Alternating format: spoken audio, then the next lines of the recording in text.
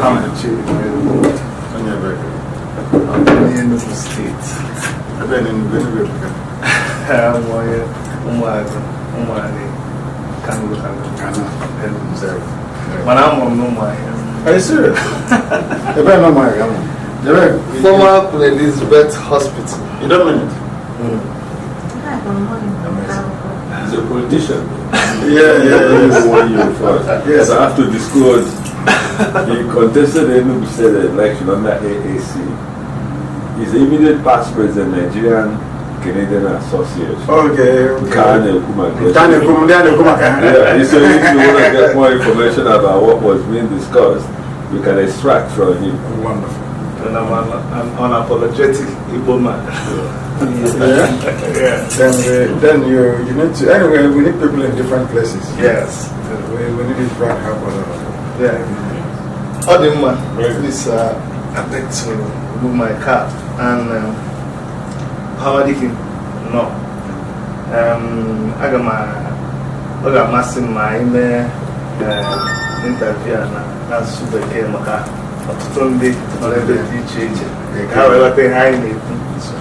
Okay. So, my name is Chidi. I am Dr. Chidi. For the purposes of this discussion, I'm going to be speaking as the owner of Worship Media. Worship Media is a multimedia company. We're into film production, we're into content that stirs you into thinking, and we have been following you. We've posted a lot of the things that you have been doing around. We admire you so much. We're full of respect for you, and we really wanted to be part of what is going on. So we have pleaded with the organizers, and they allow us, and they gave us that privilege. So I personally consider it a very big privilege to be sitting next to you. You must forgive me sometimes because I see you in so many ways. You are a leader and a highly respected person, but then you're just an ordinary young man like me. So, and when I say you are an extraordinary person, brilliant, intelligent, and I accord you the full respect of the leader of the group that you lead and for what you have achieved, I really do respect you. But why I like to see you from the perspective of a young man like me is because that inspires me, and that inspires people of my generation. I like to present it that way so that they can see that there is no excuse they have in not being able to do what you are doing, and even being able to do much more than what you have done. So please forgive me if I oscillate between those viewpoints of view. Let me go straight into the interview. I don't want to sound stupid because I know what you stand for. Prior to you having the run-ins that you had with the Nigerian government, to the point where you were kidnapped by the Nigerian military. But why are you angry? Why are you upset? Anybody who is anyway, first of all, thank you very much for having me. And while I acknowledge many of the compliments that you paid me, one I have to respectfully decline is the issue that I'm a young man and not young. I'm old because I am in my early 50s. But of course, it's a very good thing as well. Where we come from, when you're older than somebody by 2 years, you say that person is a small boy, a small girl, as the case may be. It's very African. Yes. Thank you very much. Anybody who is unfortunate enough to have encountered Nigeria, at least from 1970, or should I say from 1966 as a matter of fact, should be very angry. My anger is wasn't generated spontaneously. It's something that came over many years and many decades of brutal oppression and repression of our people. Something that I witnessed as a child immediately after the war. How my village was turned upside down by the same Nigerian military. So the encounter in my house on the 14th of September of 2017 is nothing new. It's something that we've become accustomed to. The military coming into villages and doing whatever they like. Because in their eyes, we are a conquered people. And when you're a conquered people, you have only one avenue, which is to fight back. And in most instances, the only fuel that you need is the rage and anger you feel, not against them, but against the injustice and the system of oppression which they have come to represent. Mine is more like righteous indignation. I'm not happy about the level of repression, the level of mediocrity, the level of poverty, the level of hopelessness and also backwardness, not just in Nigeria but across the entire sub-Saharan Africa. Okay. And it gives me a cause for concern because some of the universities that the leaders of the civilized world attended, we're in Canada today, most of the universities that they went to, some of these African leaders went to the same schools as well. So I'm beginning to wonder, when they taught the same subjects or the same discipline, why must things be different? Why must we be so backward in Africa? Why don't we have any pride, no shame, nothing? So the source of my anger is quite numerous. It's not just one. But the silver bullet for me is Biafra. The emancipation of the people of Biafra will put to bed most of these rather negative things that we've come to associate with black people and black mentality. So mine is way deeper than what other people see. The fact that we are the lowest people in the world by virtue of every human measurement or indices. We are the lowest of the low. The poorest countries of the world are in Africa. The most repressive, backward regimes in the world are in Africa. The most politically naive people are in Africa. That gives me a cause for concern, and that is why I'm very angry. Prior to the movement, the IPOB movement, I followed you, I went back to study you, and there was a time when you were on the streets of UK charging other Nigerians, not actually carrying the Nigerian flag. So it looked to me like, I just want to be able to understand. I saw you then trying to defend Nigeria, and at what point did it for you where you said, you know what, I am done with these people? In defense of Nigeria wouldn't sound quite right. Okay. I think that most people that refer to that video or that very gathering in London, which I organized, quoted me out of context.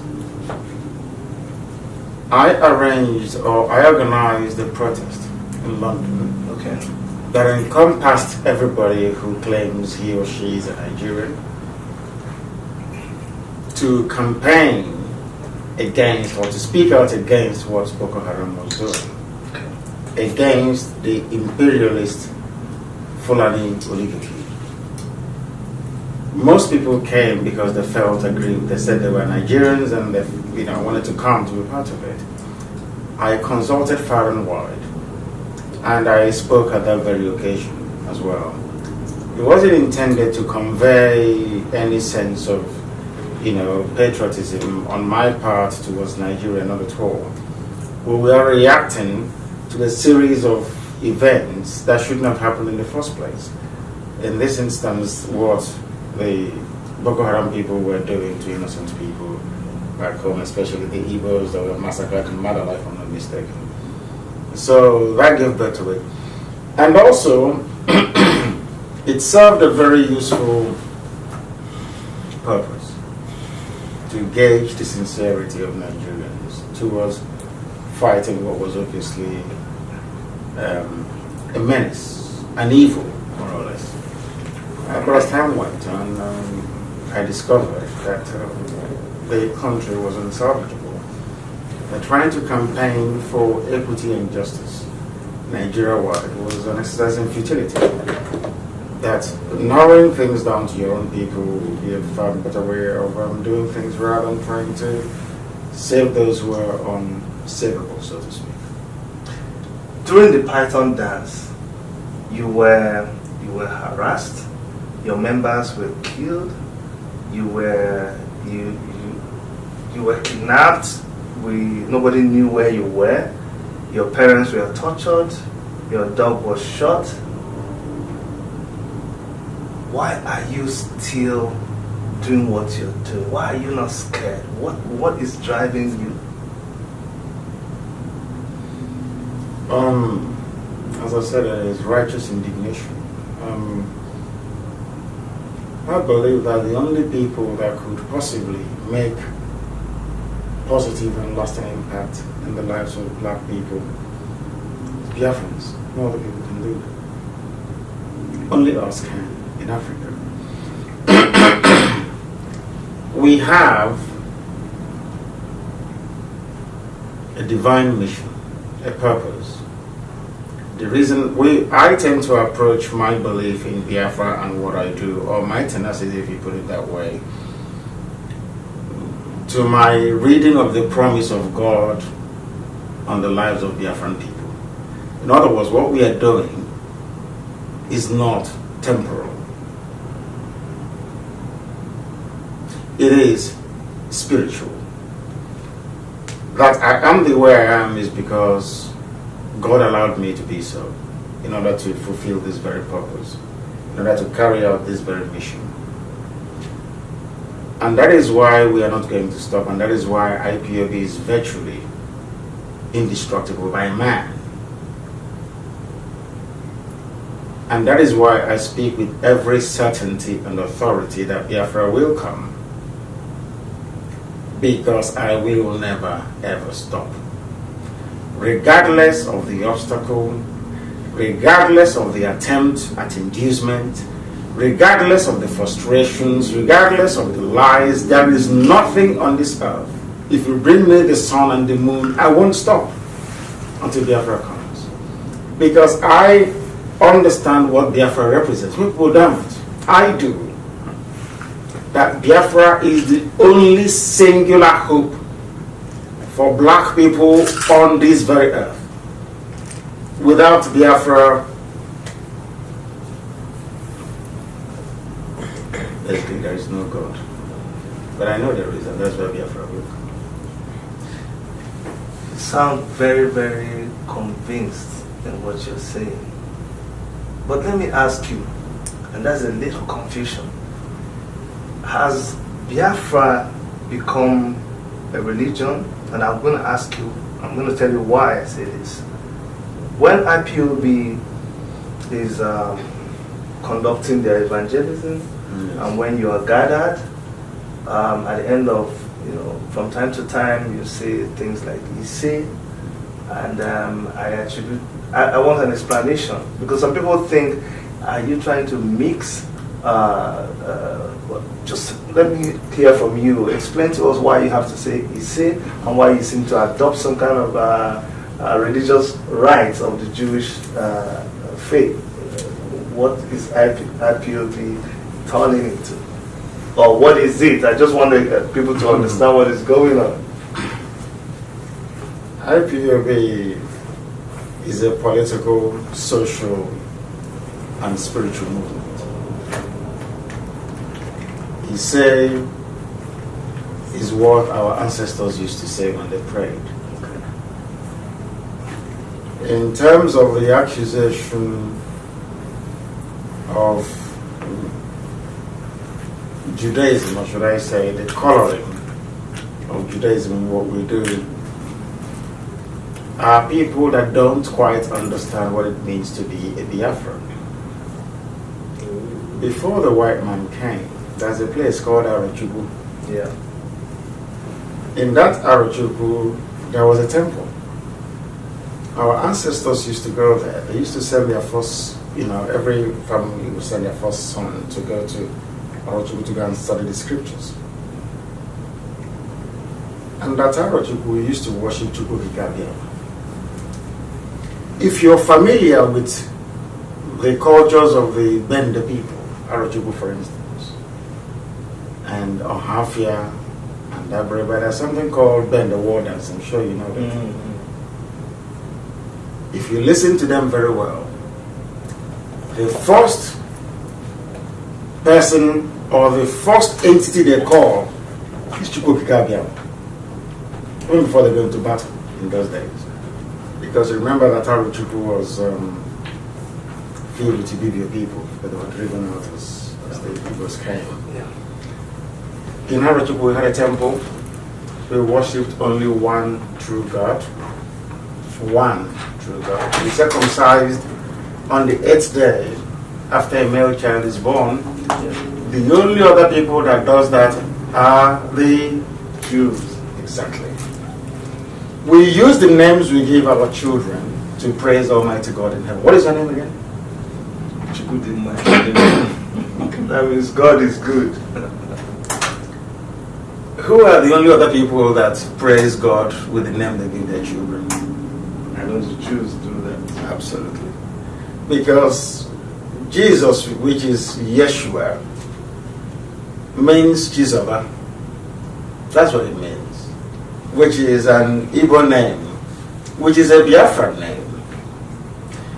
So, in effect, what you're trying to say is that IPOB, or the gospel of IPOB, is a gospel of going back to what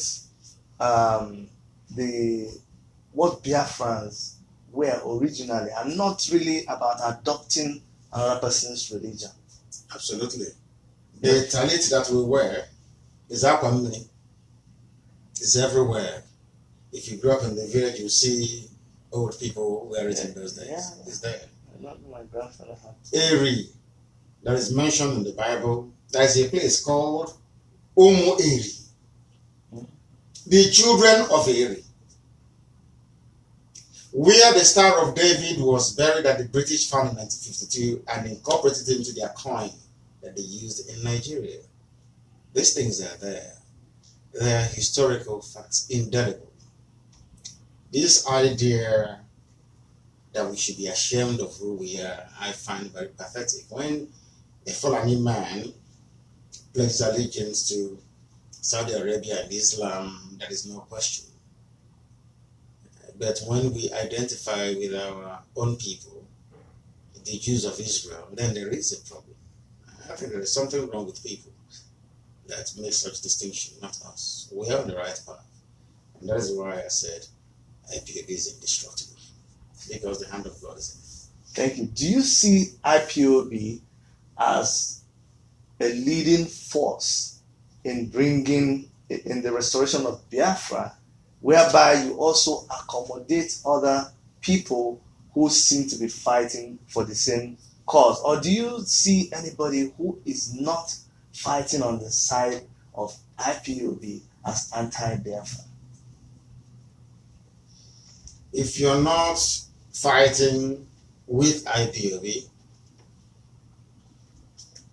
then you are misguided. I wouldn't call you anti-Biafra, but I will say that you're doing it the wrong way.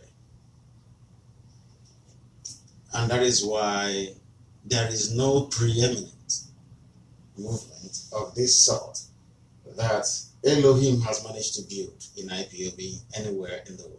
I am in Canada. I'm not sure there is any other so-called pro-Biafra group that can tour the world the way that I do and be received in every country with such enthusiasm as I have been received, not just in United States of America, but also here in Canada. These are some of the pointers and factors that one needs to look at before trying to judge. People sometimes get up in the morning and say, I want to form a movement. I never wanted to lead IPOB. I never started off to form any IPOB, but it was created. by the Almighty himself. And here we are today. That very promise of Biafra restoration in truth and in every honesty is what we pursue. Others may try, but they can never be like us because we have the key.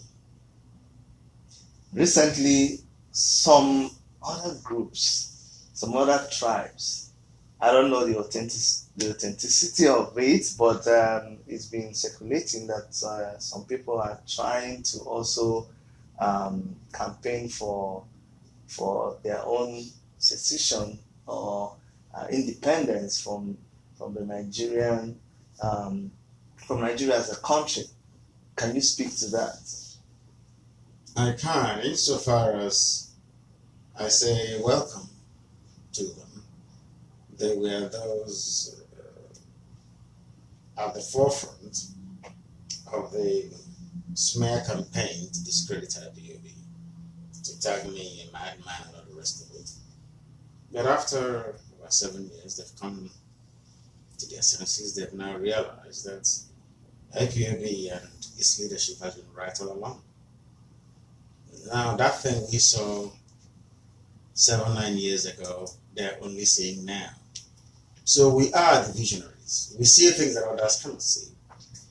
And that is the good thing about IPOB.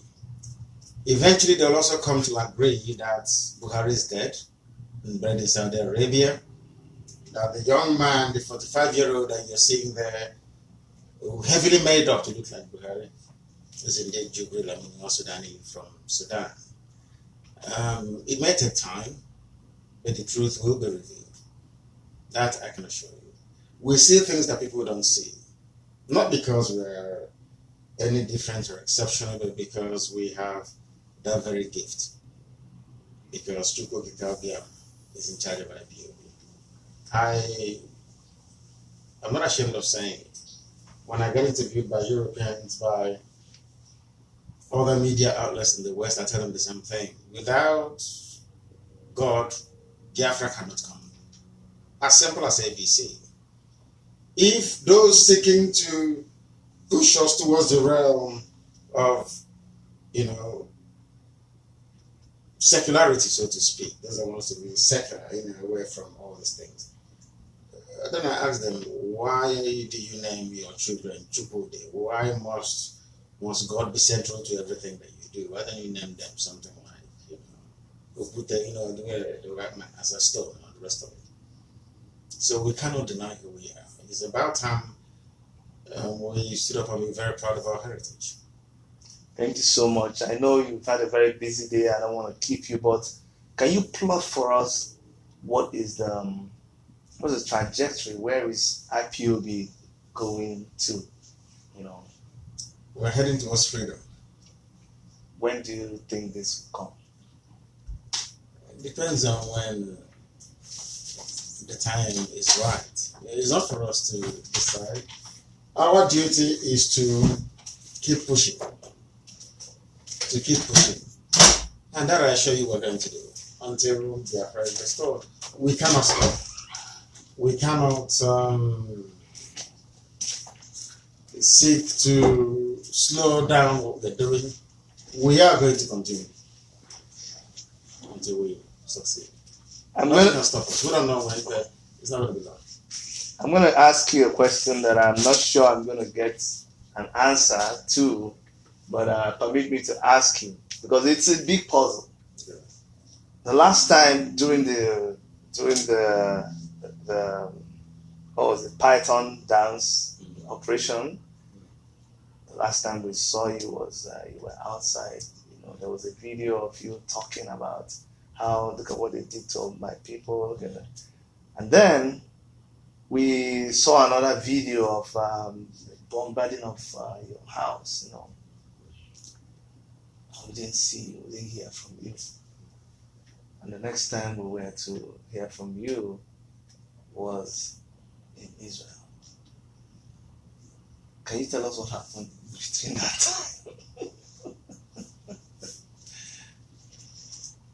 I was taken away by my men. I lost a bit of them.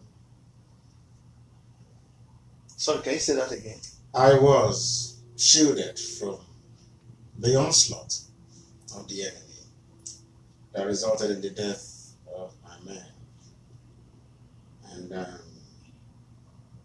I sustained injuries. I was taken away from my compound and secured somewhere, and then made my way to Israel. So you guys heard it for the first time on Worship Media, what actually happened to Nnamdi Kanu after the Scorpion Dance invasion, because it's been a big mystery, but today we've revealed it to you. So I feel privileged that you're actually talking about it like this, because there are so many conspiracy theories about it, and I personally was very worried when Uchemefo, who I must commend, is a very fantastic human being, because even though I was not a member of IPOB, the way he handled things here, and I confronted him with the question when he was here. I said, "Where's Nnamdi Kanu?" And he just said, "Chidi, why don't you go ask the people that bombarded his residence?" So, but when you finally surfaced in Israel, it was a big relief to a lot of us here. I want to let you know that there was a day. You remember, I called Jerry. I called Emenike, I called Fabian, and we were all crying on the phone. It was like, I told them, man, I'm not sure this guy is alive. And that's how passionate all of us are here. And we all have this Biafra in our heart. I'm a child of the Biafran War. I was born 1969, the day they bombed the Elizabeth Hospital in Umuahia. I've said that story a lot of times. My mother just removed me from my mother's womb and kept me in a crib. And while the doctors were stitching her up, the jet fighters came, and then they started shooting everywhere. And the doctors abandoned my mom, and she clutched her tummy, which was still open. She rolled up from the theater, went and dragged me down from where I was and lay over me while all that was happening, until the doctors that survived, because a lot of them were killed, until they came back and continued.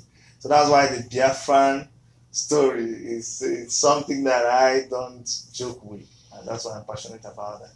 On behalf of Worship Media and all of our followers, I really want to thank you for what you do. We may all not agree 100% on everything, and I think there's room for that. But the passion is the same thing. Like Tim Okafor had said before, I contested for governorship under African Action Congress, but that was my way of trying to also show resistance with what was happening back home and my displeasure. But I want to really thank you for what you do, and I want to pray that your mission will be successful, and we will continue to support in whatever way possible. And now, a lot of our viewers said I must ask you about the story that was online, the video that circulated. Yes. But you'd be surprised when the video came out. Instead of there being a lot of negative things about it, a lot of our female viewers just said, "Oh my goodness, they never knew you had that soft part." Yes, you are very, very romantic. But would you want to say anything about that video? Was it fake? Was that really you, or was it photoshopped? No, it's me. It was in my phone that was stolen in 2013. That